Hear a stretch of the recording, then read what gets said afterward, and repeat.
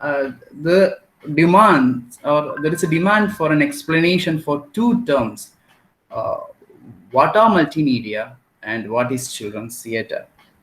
So, as a definition for the term multimedia, Washoe describes or defines the term multimedia as the integration of a variety of media such as text, graphics, sound, animation, and video into a single machine which can be accessed for the purpose of learning. That means multimedia includes videos, pictures, and any materials of that sort combined together and made available to the students through the medium of any electronic device. Having defined the term multimedia, let's proceed to the definition of the term children's theater. What's the term children's theater mean? Goldberg defines the term children's theater as a form of theatrical experience in which a play is presented for an audience of children. It could be the plays performed by the children as well. So here, it's a play. The term children's theater is taken, though the term is taken in that sense that it's a performance by the students as a part of their academic curriculum, or as a part of their learning process, where the teacher stands as a facilitator or as a director who helps the students to actively participate in the theater performances. So, having defined the terms multimedia and children's theater, let's go through a few points, or rather, let's list out the advantages of introducing multimedia in the primary classroom, rather the significance of multimedia in the primary classes. Number one, multimedia applications for educational purposes are similar, like the printed textbooks and other teaching materials, but they can be introduced in through the medium of an electronic device. So, what makes the difference between a print textbook and a multimedia material is this? I mean, anything that is presented through the medium of an electronic device, be it a smartphone or a laptop or an iPad, any electronic device, when these materials combined together in the and produced or introduced the students through the medium of an electronic device, that becomes a multimedia material. It is used as a source of information to deliver learning resources for the students.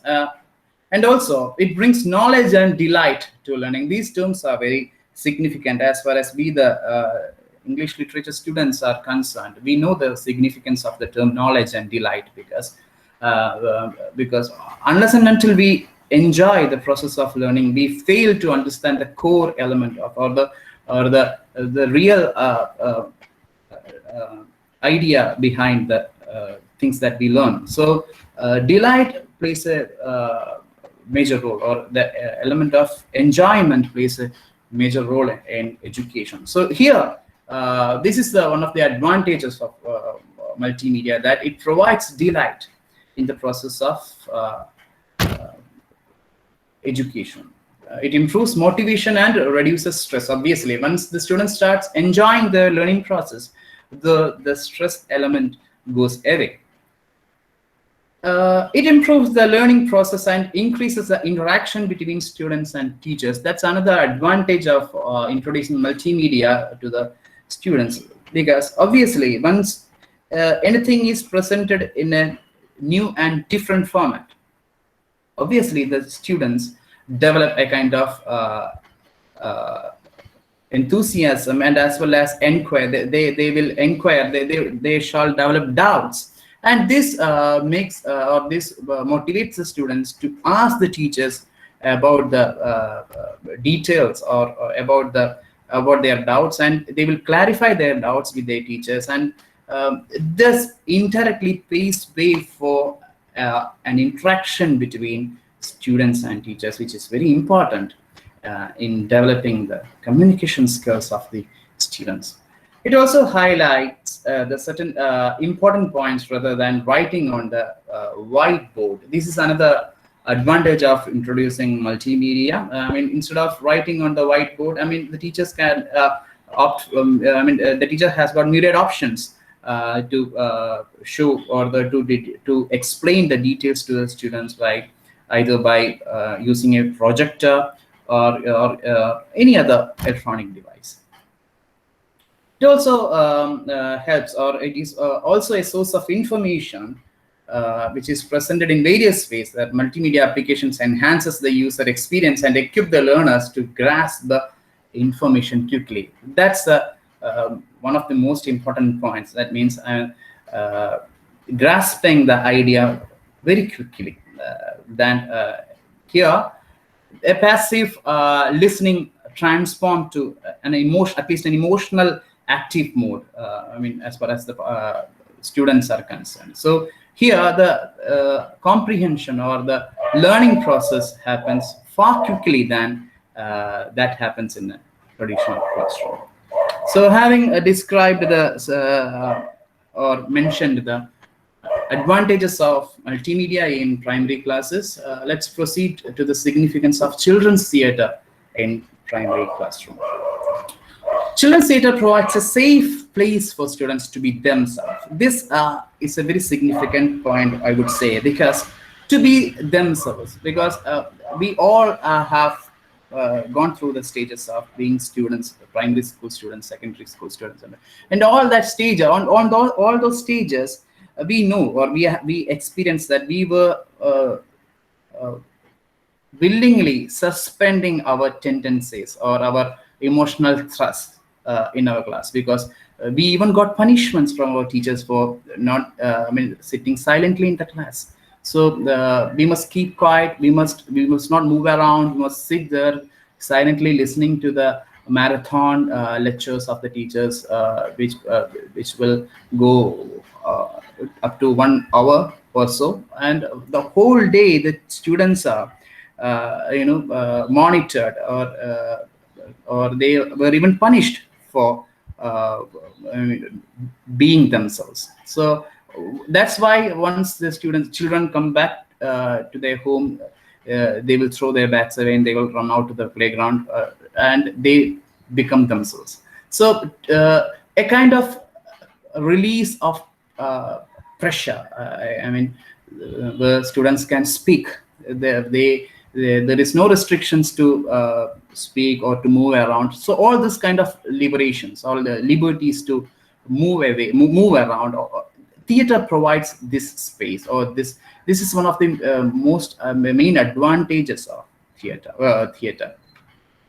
Then another important advantage of theater, children's theater, is that it helps to explore relationships, because we all know that theater motivates, or theater leads to collaborative learning, where the students have to collaborate each other, they have to work in groups, they have to perform. So when these opportunities come, the students automatically develop a kind of a deep emotional rapport between their peers, and this would also again this is also an advantage of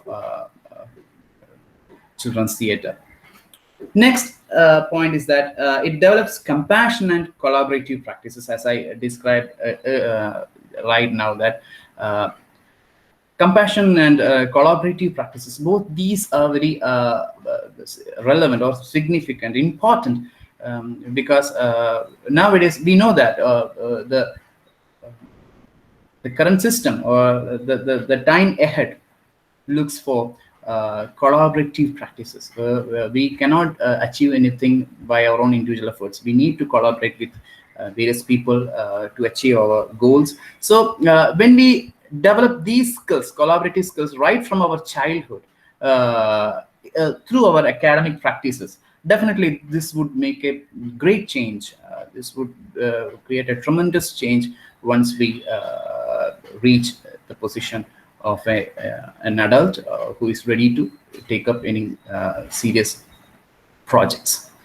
Then another advantage of children's theater is that it improves self-confidence of the students. Self-confidence happens. A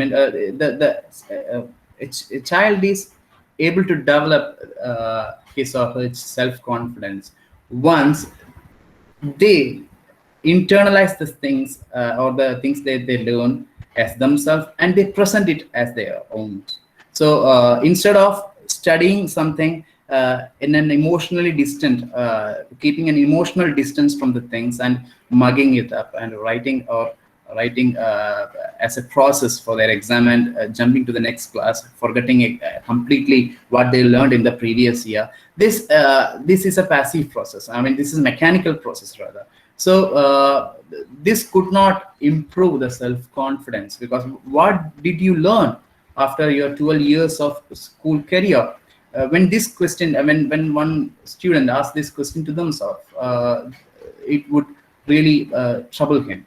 So here, the advantage of theater is that all the lessons that he or she learned in their primary classes, in participating in the process of learning, definitely they would recollect, they would remember it lifelong. So definitely it will have a positive effect on their self-confidence.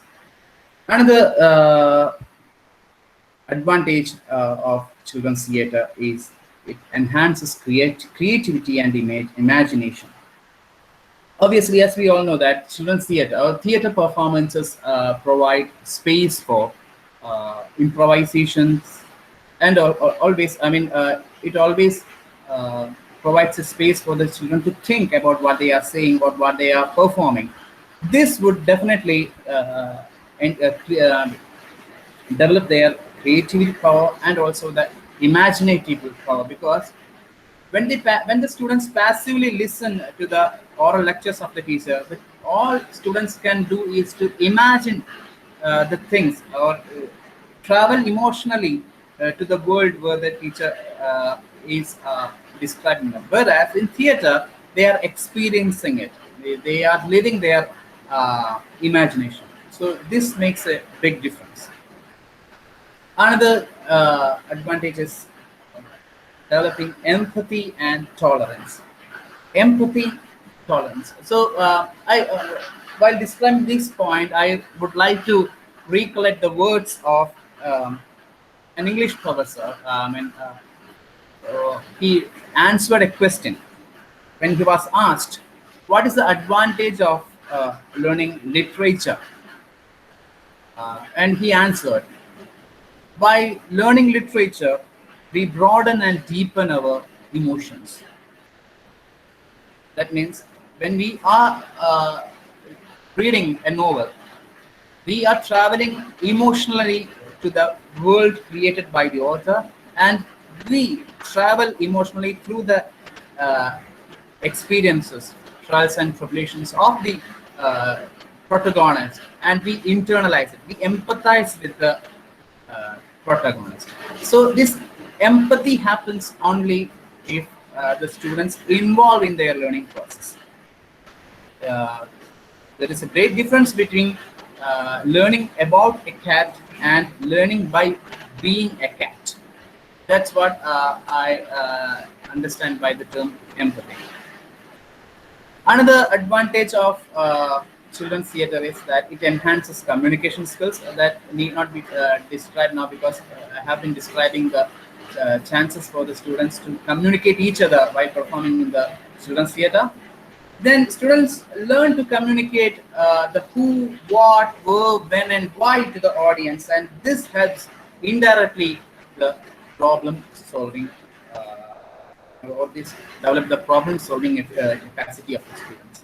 That means obviously the children or the students are bothered about their audience who are listening to him or her, and they take it as their responsibility to describe what they are performing, how they are performing, and they will think about all the aspects of their performance, and this would definitely develop the ability of the students to think about all the aspects of a situation, which in a way develops a problem solving efficiency of the students. Another advantage of theater is that the improvisation fosters quick thinking solutions, which leads to greater adaptability in life, and also it enhances memory by rehearsing and performing. So, but all these are the advantages of children's theater when it is introduced in the primary classes as a part of their academic curriculum. So, having described these advantages of both uh, multimedia and children's theatre, it is necessary to substantiate these uh, points with suitable review of literature. So I have conducted a brief review of literature that substantiates the use of multimedia and children's theatre in the academic curriculum of the primary classes. And let me go through the review quickly. Robin Hall, in the work titled Children's Theatre and Creative Dramatics, a bibliography published in the year 1955, discusses about the ideas of promotions and selection of plays and playwriting. Malay and Duff, in their work titled Drama Techniques in Language Learning, published in 1985, discusses about theatre that creates a demand to speak and provides opportunity for the students to speak. Bolton, in the work titled Changes in Thinking About Drama in Education, published in 1987, discusses about theatre which helps the students to develop vocabulary and acceptable pronunciation. Sam, in the work titled Drama in Teaching English as a Second Language, published in 1990, discusses that students can retain, develop, and reinforce vocabulary and sentence structure. Broadened one, in the work titled Family Tree Makers and Sex Index Virginia and West Virginia, published in 1997, discusses that multimedia materials are especially applicable for classroom activities where the school students collaborate to learn the essential language skills.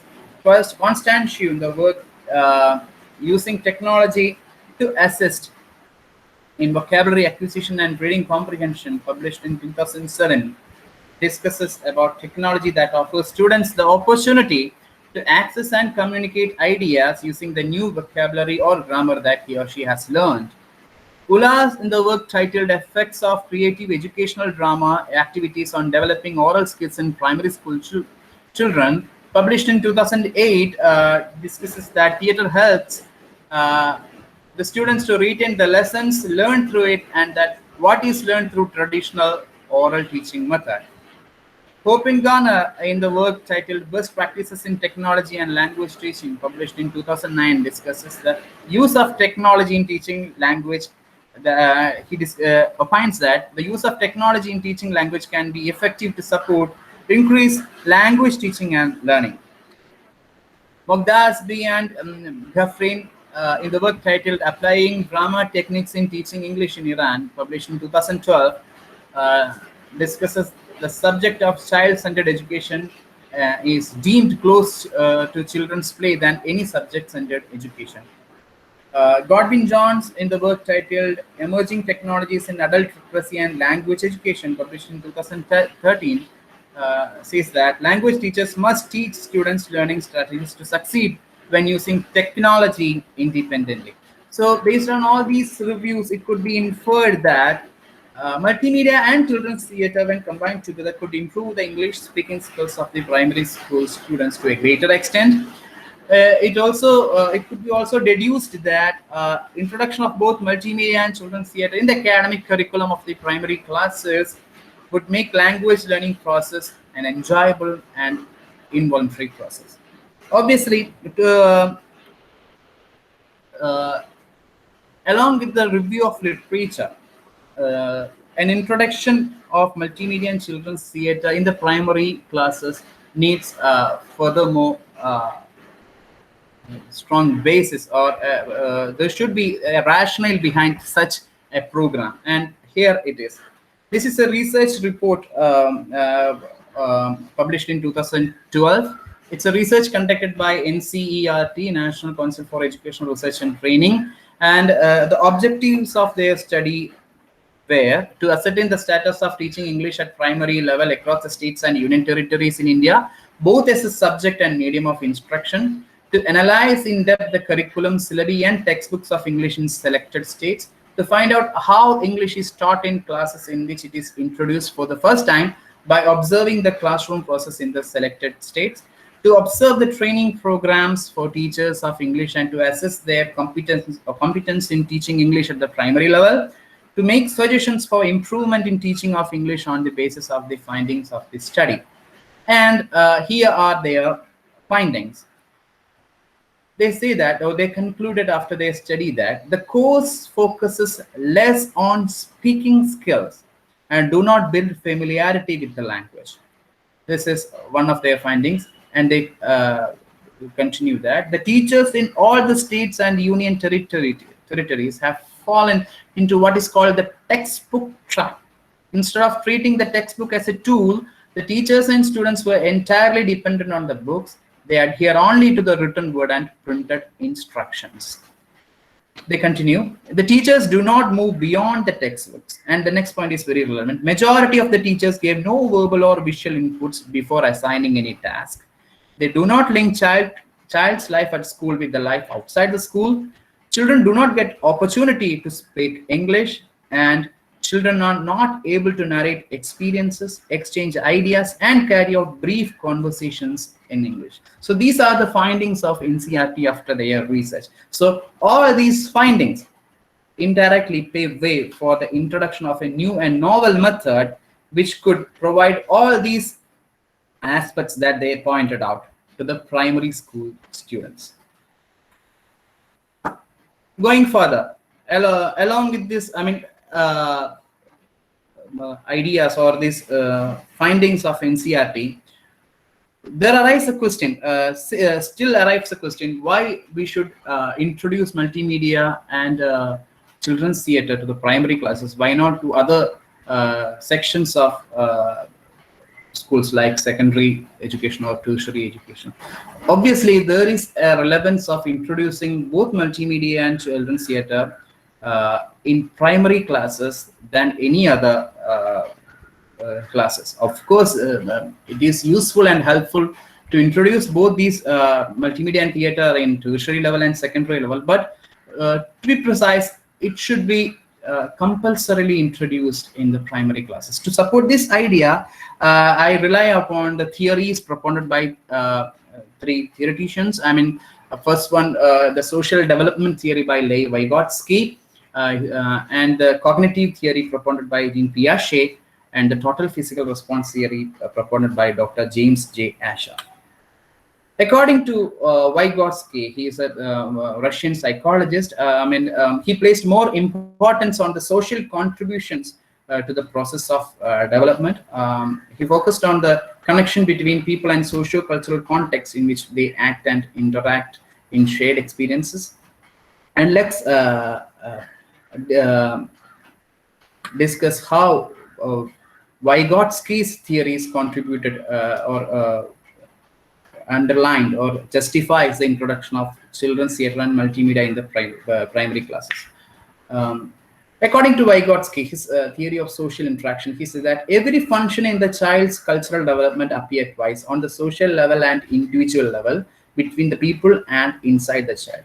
Young children are curious and actively involved in their own learning and the discovery and development of new understanding. So Vygotsky placed more importance upon the children, their curiosity and their nature of actively, their tendency to actively involve in their learning process. That's very crucial as far as language learning is concerned. Then the role of a more knowledgeable other. The abbreviation is MKO. That means someone who has a better understanding or a higher ability than the learner with respect to a particular task, process, or concept. Here comes the role of a teacher, who is the more knowledgeable other, according to Vygotsky, to the students. Where here the teacher turns the position or shift the position of a teacher to a facilitator to the students, who just guides the students in their learning process, just helps the students in their learning process. Most often, this MKO is the child's parent or teacher or any other adult. Sometimes this can even be electronic devices like computers and even smartphones. So this more knowledgeable other, the term that Vygotsky coined, could be extended even to the animated objects or electronic devices. Another important concept that Vygotsky propounded is the zone of proximal development. It's a difference between what a child can achieve independently and with the guidance and encouragement from a skilled partner. It is an area where the most sensitive instruction or guidance should be given, allowing the child uh, to develop the skills they will thus use on their own, developing higher mental functions. So, the point here is that there is a the role of a teacher is very prominent here, because that's why Vygotsky pointed out the zone of proximal development. What the child learned by himself, and what a teacher can facilitate the student in achieving the task. I think the picture speaks clearly about this idea, where the role of a teacher is mentioned here. I mean, the teacher is only a facilitator, the footstep for the child to pluck the fruit from the tree. So here, there is no policing, or there is no, strict disciplinarian who is giving tasks only. There is no room for clearing doubts or creating conversations. Rather, here the teacher shifts his position as a facilitator. An example as it could explain this idea. A student reads a text. He fails to understand the idea. The teacher creates a script based on the content of the text and makes the student enact as one of the character. The vocabulary from the dialogue must be taken maximum from the text. The teacher must observe the enactment and dialogue delivery of the student. And if the student makes a mistake, the teacher should not correct it at once. Should correct it at once, and with that, the student comprehends the complete idea as he has taken it as a own. A situation is described here where the students are motivated to learn the concept by themselves, but involving in the learning process as one of the characters that they are learning. So this would definitely make a big difference in this comprehension. So I have not taken all the ideas and theories propounded by Vygotsky. I have focused on only on those aspects described by Vygotsky, which would suggest, or which would substantiate the idea of introducing multimedia and children's theater in the primary classroom. Next theoretician that I would rely on to substantiate the points is in Piaget. He's a psychologist. He studied how children learn through their development in their study of knowledge. And the base for his idea is that developing child builds cognitive structures. Piaget's theories goes like this. He focused mainly on cognition, the term cognition. So it's very necessary to define the term cognition. What is cognition according to Piaget? The term cognition is derived from the Latin word cognitia, that means to know or to conceptualize.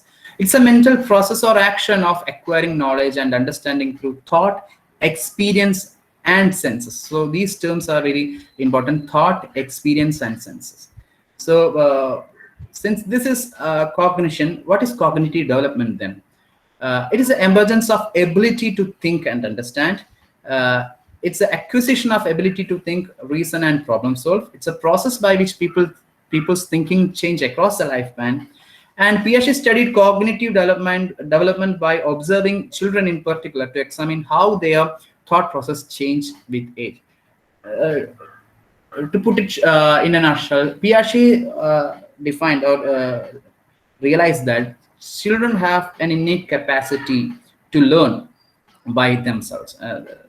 Here is a point where he differ slightly from Vygotsky, because slightly emphasized the role of a more knowledgeable adult who helps the child in their learning process, whereas Piaget focused realized that there is no need of an adult supervisor, where the children are equipped by themselves. I mean, they have the faculty within themselves to develop their language skills. Basic principles of Piaget's cognitive development theory. He coined three terms, or he propounded three ideas mainly. They are number one, schemes. Schemes are the categories of related events, objects, and knowledge through which the children make sense. The children adapt to their environment as they develop by adding and refining their schemes. They change from physical to functional to conceptual and abstract as a child develops. These are the schemes. And assimilation comes when a new experience fit into the existing schemes. It means assimilation. And accommodation means when the schemes have to be modified as a consequence of new experiments, experience its accommodation. So these are the three ideas that Piaget described in his cognitive development theory. So there are categories of related events and objects and knowledge through which child makes sense. Uh, and assimilation happens when new experience fit into the existing schemes. So experience, the term experience has got a great prominence as far as Piaget's theories are concerned. Let's consider or let's think about our academic situation of the primary classes. Uh, what new experience do the students gather from their classes? From right from the class 1 to class 7 or class 10, it's the same routine process of going to the school.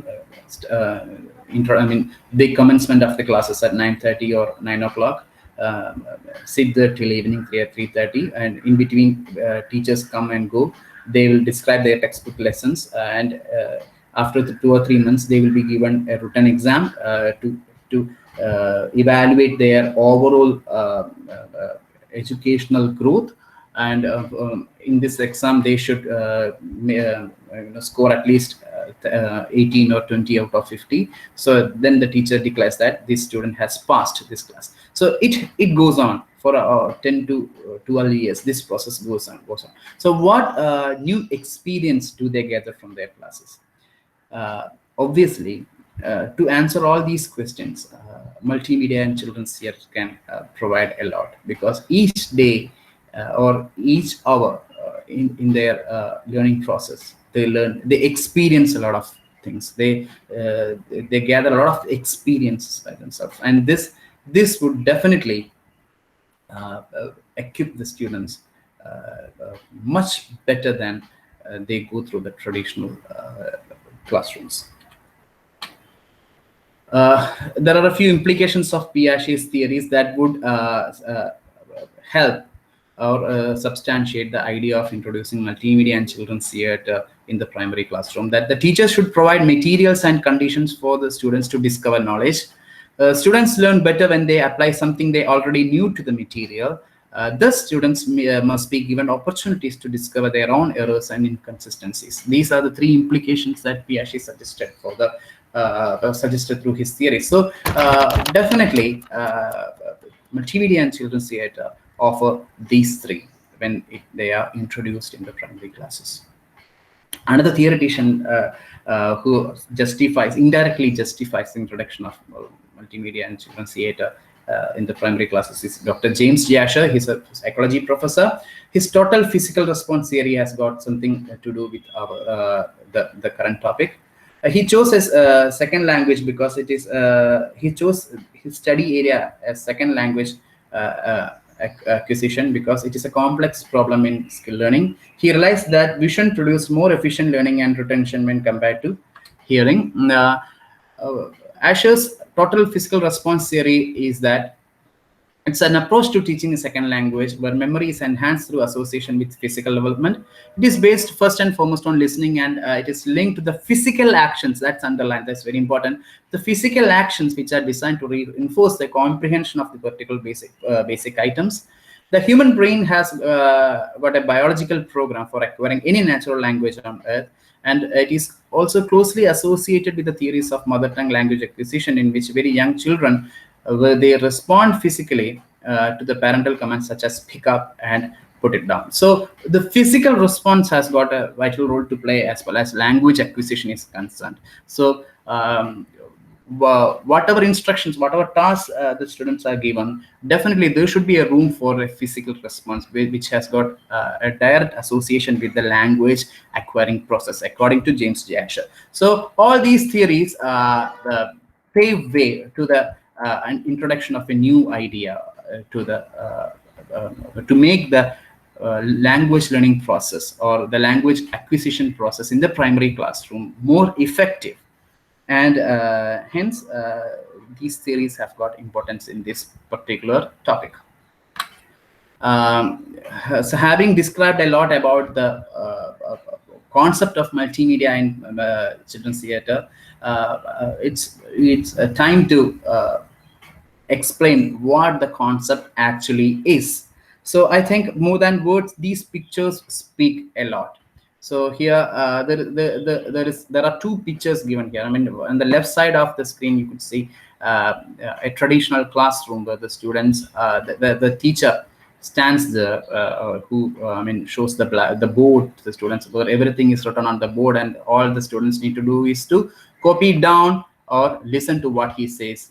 That's all. There ends the process. And the second picture, where the students are even given a chance to participate or to learn by themselves. So the teacher invites a student to the computer to learn by his own. Again, another multimedia classroom that I envisaged, that I suggested is this. I mean, instead of a traditional classroom where the teacher narrates everything, describes, or the diagrammatic representation, everything is on that blackboard. All the students need to do is to look on the board and copy it down. Whereas in a multimedia classroom, the classes becomes even more active, where students are given a visual presentation. We all know that the visual impact that things create has got a deeper influence upon us, because more than listening, when we see something, or when anything is presented in front of us in a form of a presentation, definitely we used to remember that. That's why children used to retain the dialogues, or that of the movies that have seen in their childhood. Even us, in the adults, who still remember the dialogues of the movies that they have seen right in their childhood. So it's the impact of the visual aids. So definitely this is the multimedia classroom that I propose. Obviously, what is children's theater then? The students are taken outside the classroom.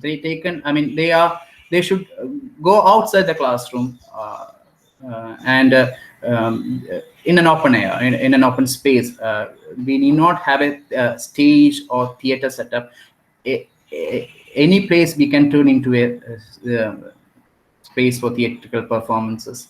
So all the teacher needs to do is to convert the textbook lessons into something that is suitable for theatrical performances. The students are given the rules or tasks. I mean, instead of a narration and description in the classroom, when it comes to theater, the students enact the rules. So they assume the position of those characters. It makes a lot of difference. So as a part of description, I have taken a small result from my personal study. That these are the results of an experiment conducted by me during my research. I have taken samples. I conducted experiment in 4 schools. This is a result of the study that I conducted in 1 school. The sample size was 40. As checking the growth in speaking skills, I selected 4 aspects of speaking skills: that vocabulary, grammar, fluency, and coherence. So all these aspects of speaking were taken, which were given by the primary school. Rubrics were set by the CBSE. So the results show that I'm not going to explain my graphical representations. There is a 73% of increase from increase in their vocabulary, use of English vocabulary, grammar consistency, fluency, and coherence in their speech after their experiment. So this is an example of the result of introducing multimedia and children's theater in primary classes. So I would like to show you a demonstration of what a multimedia material could be. This is a multimedia material that I used for my experiment. I would like to show it to you. This is a material. It's a multimedia material based on the uh, uh, fable Red Little Hen, Little Red Hen. So first I showed them uh, a theatrical performance of the fable Little Red Hen.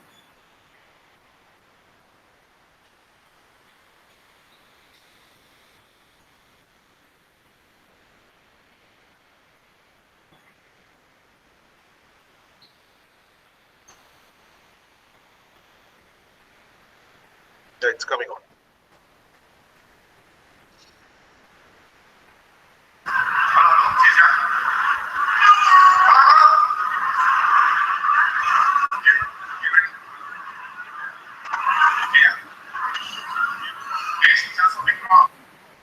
Uh,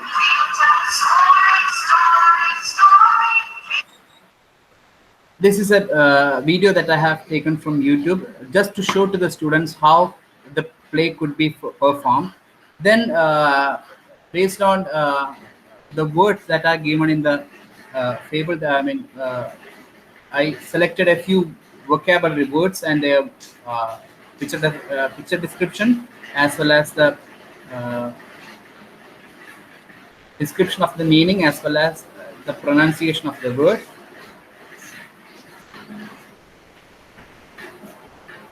And it goes on.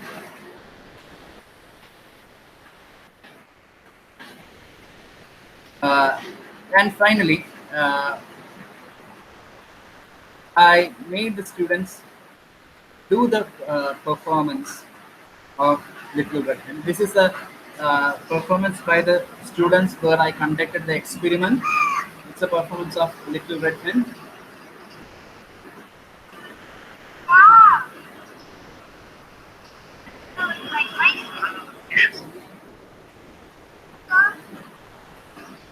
It goes on. So this is another performance by the students.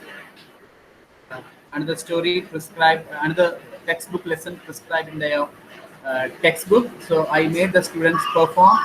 I created a script based on it, and the students were asked to do the performance.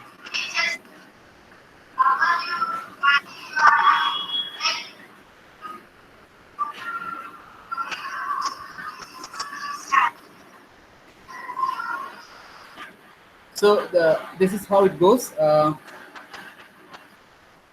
These are the references for my presentation. Thank you. Thank you very much for the opportunity. I don't know whether I have put in some sense through this presentation. I was nervous, obviously, and I don't know. I don't know whether I did my job right. Thank you for patient listening. Thank you very much. Thank you, Dr. Thank you, Krishna Dr. Praveen. Yeah, that was an interesting presentation based on an experimental study. Now we can have a discussion. You can raise your questions and comments if you have any to Dr. Praveen.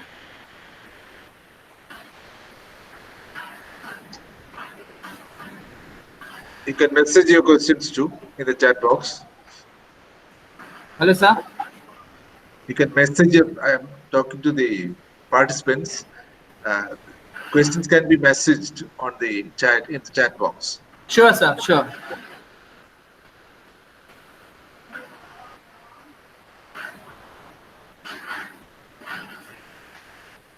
Dr. Krishna.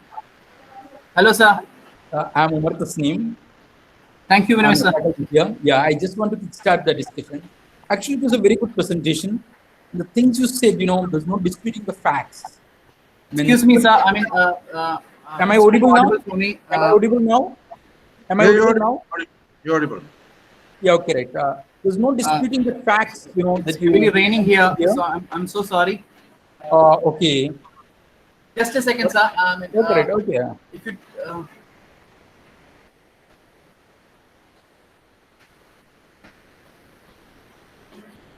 If you give me 1 second, I would. Yeah, certainly, certainly.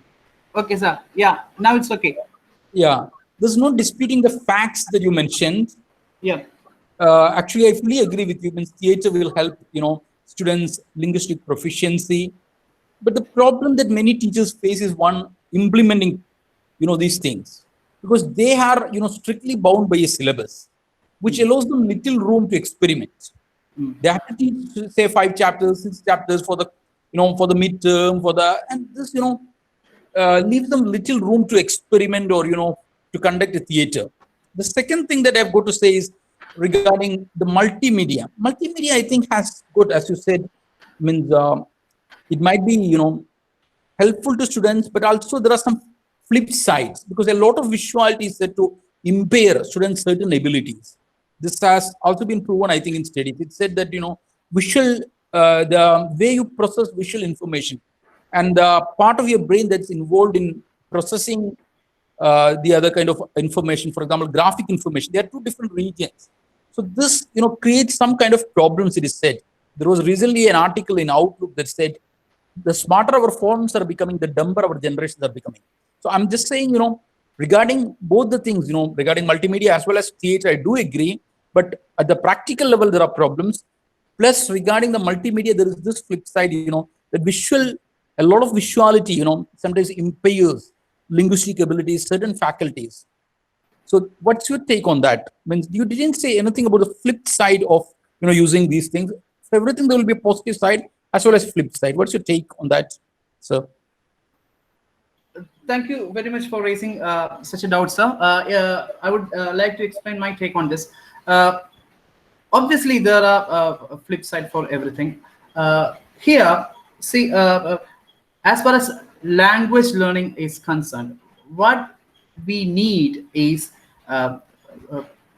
practical lessons. I mean, we need to. I mean, it's like learning swimming through distance education. We cannot. We may be able to write the theories behind butterfly strokes, backstrokes, and everything. But do you know swimming? Unless and until we jump into the water, we cannot say that we learned swimming. Similar is the case here. So the current system, the academic process or the curriculum in the primary classes focuses less on these aspects of or participating students to the maximum in their academic process. So obviously it's a tough task, but not impossible, because the efforts are needed from the part of officials, authorities, as well as the teachers to restructure the entire curriculum to make it more convenient for the students to participate in the learning process. Because obviously we need smart classrooms. We need space for theater performances, because from my personal experience, I would like to say, when I approached the schools for the experimental study, initially many schools rejected my request because they said it would affect their academic curriculum, because they are following a very busy schedule where they are finding it difficult to finish the portions. That was their primary task, to finish the portions before the term. So the syllabus and the term, they do not go hand in hand, because they are always fighting or running hard to meet this syllabus completion. That's what their primary aim was. So what I got is, a few schools obviously accepted my request, and they gave only Saturdays to me, so that it would not affect their academic process. So this task of completing the syllabus before the term end, it goes on. There is no space or room for thinking what could be done innovatively, what could be done differently. So a complete transformation is necessary to implement all these ideas. That's what I think. I don't know whether I have answered you correctly, sir, but I listened to you only in parts because some audio glitches. No, Krishna, your answer is quite satisfactory. The thing is that I think teachers know, because most of the researchers, they blame teachers, but I think teachers are helpless, because though teachers might be innovative, they are constrained by the syllabus. The syllabus, doesn't allow them any room for innovation. That's the problem. As you rightly pointed out, theater, multimedia, and these things can help tremendously. But the problem is that the syllabus constrains them. The syllabus doesn't allow them to be innovative, to be inventive. It's, and the system should, I think, change from the top rather than from the teacher level. Exactly, sir. Exactly. So we can take the current situation itself. We all know that our government has declared there are no exams for the students up to 9. So this annual examination, the big headache for the students ever since they step into the classroom, the term and examination. So all the students are preparing themselves, or the teachers are running hard to meet the necessities of this term and examination. Now the situation demands a cancellation of the term and exams, and only the exams will be there for the 10th standard. This was implemented way back in other 2000 or 2010 in other states, because many primary schools in Andhra Pradesh and Tamil Nadu, they do not have exams until 9. All they have is projects and these tasks, or the students have to complete their tasks. That's all. And their upgradation to the classes is dependent upon their performances in project completion and task completion. So it's, as I told you, sir, it's possible. It's not impossible. But what we need is a sincere, wholehearted approach from authorities, teachers. Teachers also should be flexible, because they should shift their position from the teacher to a facilitator. This shift is not an easy job. It demands a lot of patience, perseverance, creativity, and a lot of things. So only if all these aspects meet together, an idea like this would work out. That's what I think, sir. Yeah, fine. Really good reply. Yeah, you're right. I fully agree with you. Dr. Praveen, there are a few questions in the chat box. Could you please? Sure, madam. I shall check it. As we all know, we have inclusive systems of education where all types of children are addressed. So how all these multimedia and children's theater address children having ADHD and those who are little bit introverts, or how these strategies influence? Yeah, this is a very relevant question. We cannot have a solution for all, obviously. What we were doing till date is the same, that we are having a single solution for all.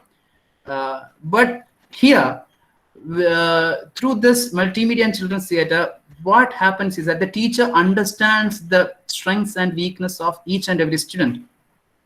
So the teacher can, the teacher has got the ample, or teacher, I would rather call it the facilitator, has got ample freedom to make flexible, convenient changes in the script or in the materials for each student.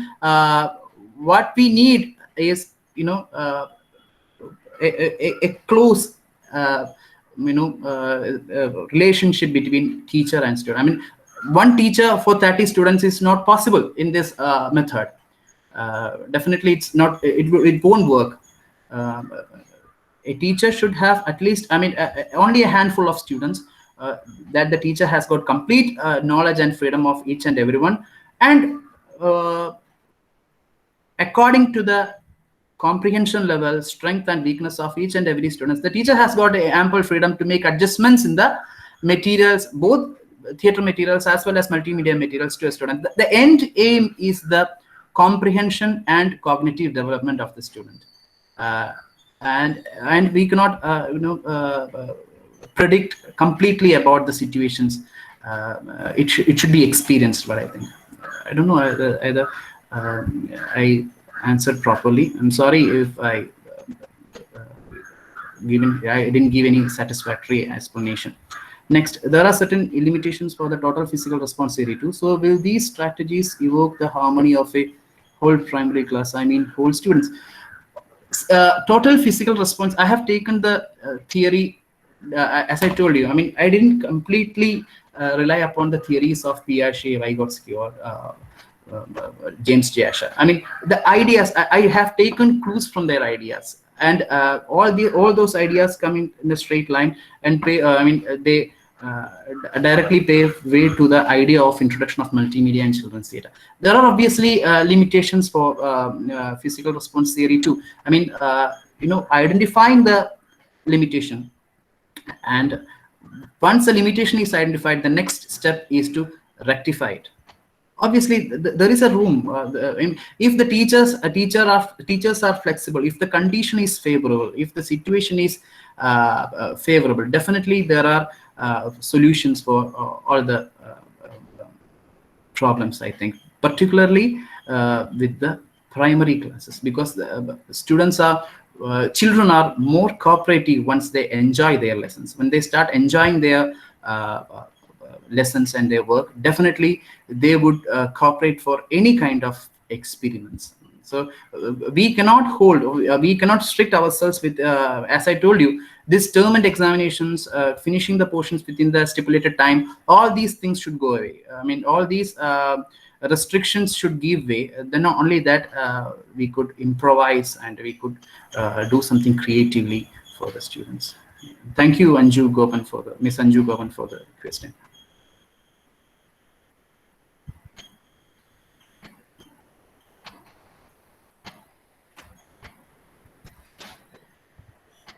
Hello, Dr. Krishna Praveen.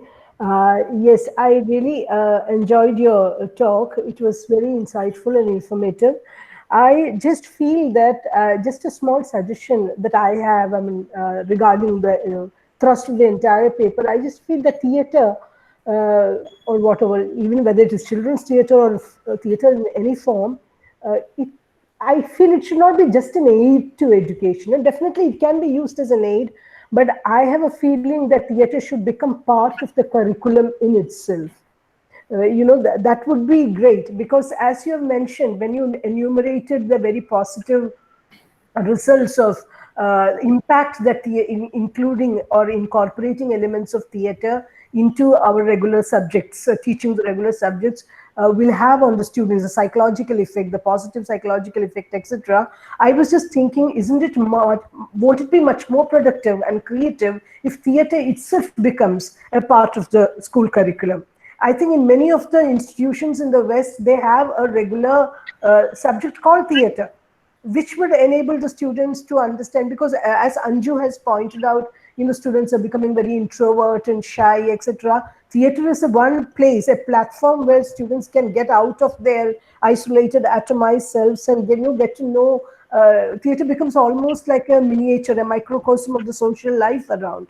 So I would put it, one step further, not to just use theatre as an aid to teach languages, but as a subject in itself, which would enhance their social skills and maybe social values, everything, collaborative thinking, collective living, all these things are, elements of all these things are, imprinted in a child's mind through theatre. So it's very, I think it is very vital to have theatre as a part of your curriculum. Many people have been talking about this for a long time, but it has never taken shape. And I also feel that it should not be just, this is my opinion, I don't know whether I'm correct, but then I think theatre should not be just confined to primary schools alone. It should be a part of our learning process, even up to the university level. That's what I feel. Okay, thank you. Yeah. That was not a question, by the way. It was just. I got it, ma'am. Thank you for your suggestion. I mean, Yes. I completely watched your idea, and as you said, theatre itself is a powerful tool, very powerful tool for the complete development of children. And as you said, definitely it should not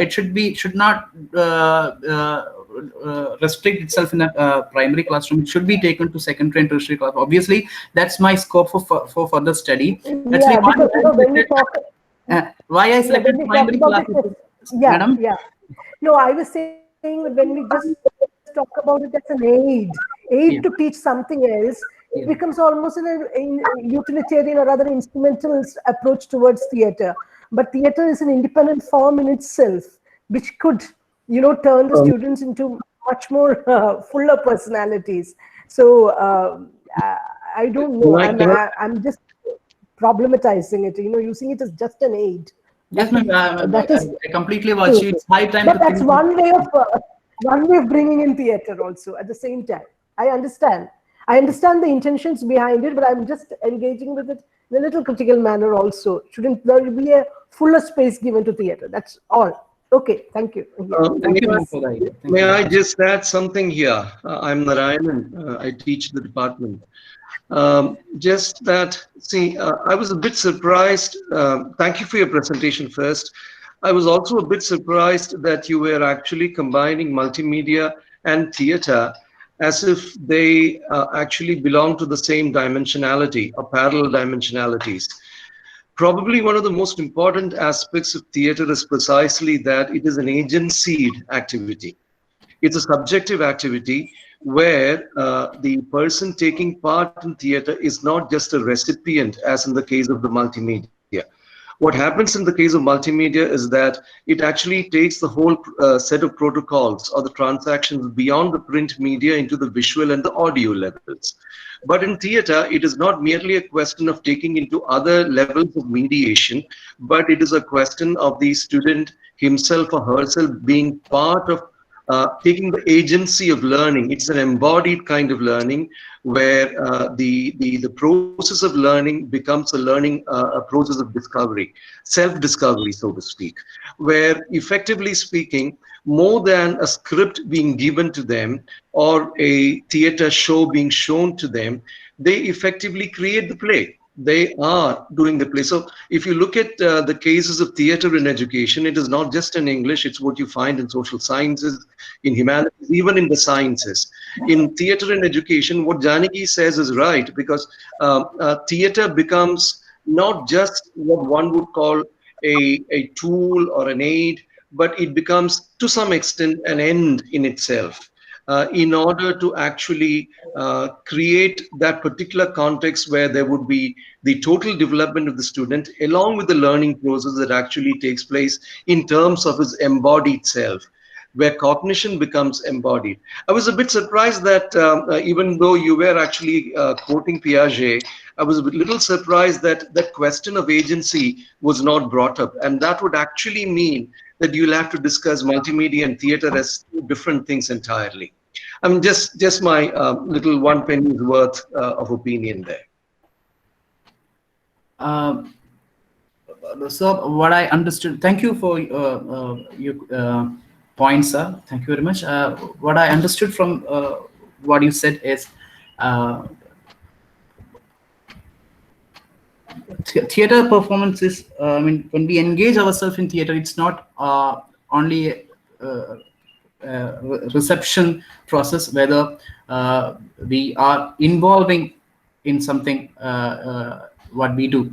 So let me explain this.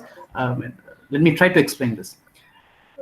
Multimedia, of course, creates a deep visual impact. So as far as performance is considered, for us to perform, definitely we should have a preconceived notion of what we are going to perform and what's the nature and texture of the thing that we are going to perform. And to get this idea, obviously we have our creative faculty, but to enhance this creativity, we should have something powerful that we should get beforehand. Multimedia, the role of multimedia comes here because when we see things, when we see a performance, obviously we will get an idea of how the performance should be. Definitely, indirectly we would develop an imitation tendency, or we would consider ourselves in that position and try to imitate, or I don't know whether it is right to use the term imitation here, and this helps a student to do something, because my point is this: when we ask someone to act, to play something or to sing, definitely he or she would think, what should I sing, what should I talk. Definitely what comes immediately to his or her mind would be the songs that he or she might have listened or seen, or performance he or she might have seen, and what he or she would try to do is to replicate what he or she has experienced earlier, visually experienced earlier. So this is the association that I try to create between multimedia and children's theater? Um, I don't know, sir, whether I have answered it properly or not. Excuse me. I'm sorry. I think I would disagree with you on that score. Because what usually happens when you have children's theater or theater when it is used as part of the educative process is that it is most often used as a problem solving exercise, where instead of imitating a theater performance that they are shown, they are asked to use role modeling, role playing, etc., using their own experience of their own life. So a problem is provided to them. A problem, for instance, a social science problem or a language problem is provided to them in the form of a question or in the form of a statement. And they basically, through their collective action, and which also is part of theater, where they are improvising, they're talking to each other about the problem, they come up with a solution which they enact. To a great extent, this is what you find, and which exercises are subtly guided by the teacher in order to take them in the right direction as far as the particular lesson is concerned. So I understand what you're trying to say. You're trying to link multimedia with theater. I have no objections to that. But what I'm trying to say is that theater as a form, theater as an activity, or theater as an epistemological pursuit has a different quality altogether. Multimedia it may be possible for multimedia to aid in theater, to assist in theater, but theater is, because it is an embodied cognitive exercise which involves the totality of the skills of the student as well as his or her previous experience, it is of a different dimension altogether. And in order to reduce theater to merely a question of seeing and doing, you see, as the example that you showed, you see a play being enacted by someone else, and then you imitate that. That actually is rather limiting the possibilities of theater, if I may submit so. I'm not taking anything away from a presentation. I'm just suggesting that there could be other possibilities. Okay. Thank you very much. Sir. Thank you. Yeah. Dr. Krishna Praveen, yeah, just to add to what Dr. Narayan said, I think properly it should be worded something like this. You're borrowing certain elements from the theater, okay, not using theater as such, just as a teacher borrows elements from other discourses, okay. You can say, I think this is the way to put it, perhaps. When you say that you're using theater, as Dr. Narayan said, it becomes problematic. You're borrowing, this can be done. You can borrow elements from various discourses, including theater. Okay. And secondly, I think you did a good intro of social constructivism, Lev Vygotsky's social constructivism. So this, I think, should be expanded about this. You just gave a very brief intro. Because what I feel is interacting with teachers at various levels, from primary to higher secondary, I feel that this concept is very little understood. Because basically, what happens is sometimes it's very simple, ridiculously simple. When you talk about zone of proximal development, all such things which are related to what Vygotsky said. Basically, the issue is that it's very little understood. Like many of Marx's early writings, okay, when you look back at those things, they are very simple, ridiculously simple. So the idea is,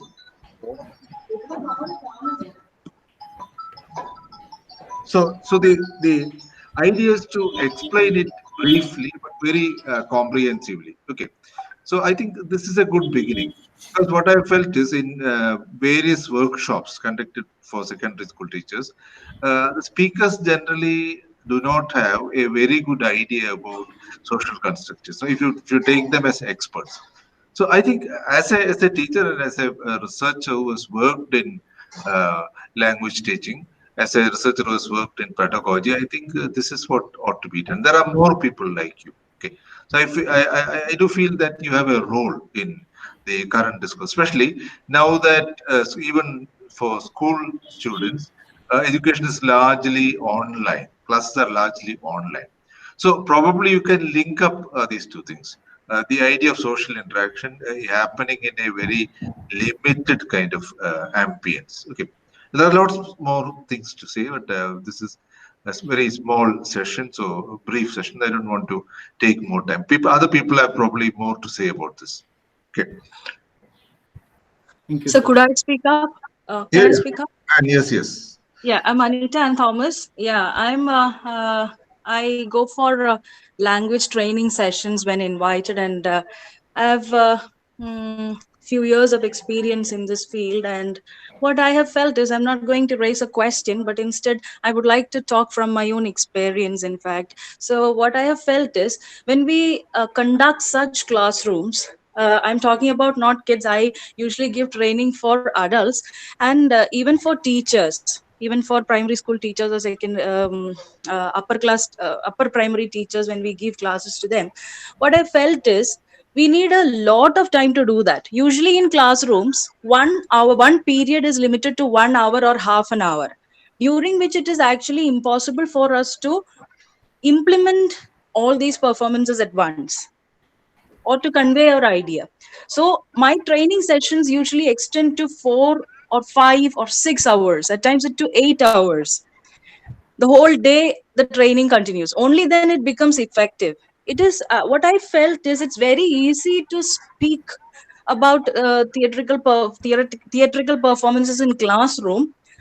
It's very good, and I would always appreciate it. But when it comes to the practical level of it, even in the case of adults, I found it very difficult because at least we would need 4 to 5 hours at a stretch.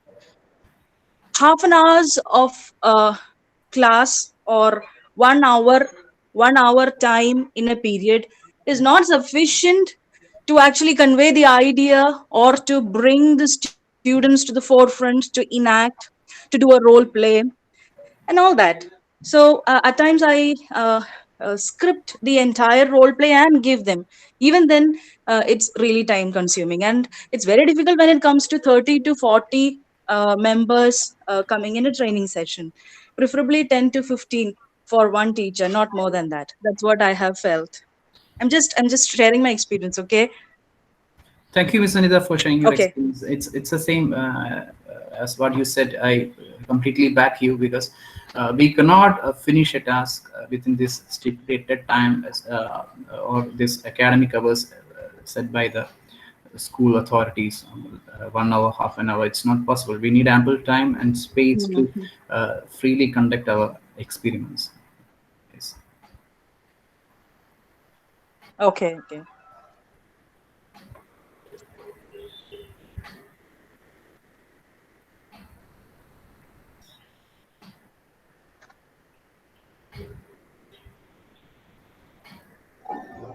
I wish we had Indulekha with us. Her research was on this. Yeah. Social constructivism, including, I think she also said something about theater. So she's Yes, not here. yes. Miss Anita has described about her experience. It's nice. It's nice to listen to her.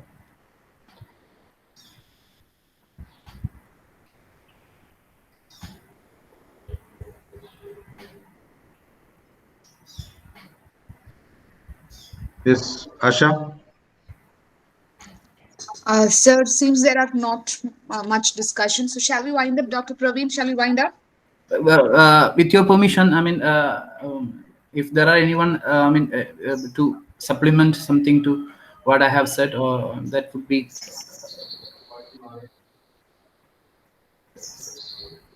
nice. So yes, are there any more questions or suggestions or comments? Yeah, there are a few questions. I think the questions in the chat box have been addressed. Yes, sir. Yes, Yes, sir. sir. Yes. Yeah, Present. yeah, all of them. Yeah, all right.